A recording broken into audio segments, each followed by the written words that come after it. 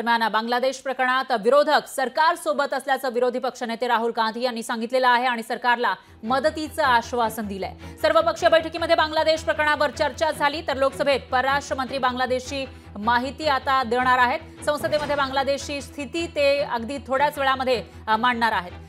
जवळपास 3:30 वाजता परराष्ट्र मंत्री एस जयशंकर संसदेमध्ये याविषयीचं निवेदन सादर करणार आहेत। तर बांगलादेश भारताचा शेजारील देश, ज्या ठिकाणची बांगलादेशी निर्मितीमध्ये सुद्धा भारताचा मोठा रोल होता आणि अशा या बांगलादेशमध्ये सध्या अस्थिरता पाहायला मिळते। त्या पार्श्वभूमीवर बांगलादेशच्या या प्रकरणावर आपल्या देशामधील सर्वच पक्षांच्या नेत्यांमध्ये चर्चा झाली होती आणि यामध्ये आपण सरकारसोबत असल्याचं, या प्रकरणामध्ये सरकारसोबत असल्याचं विरोधी पक्षनेते राहुल गांधी यांनी सांगितलंय। तर थोड्याच वेळामध्ये सरकारकडून यावर निवेदन जारी केलं जाणार आहे।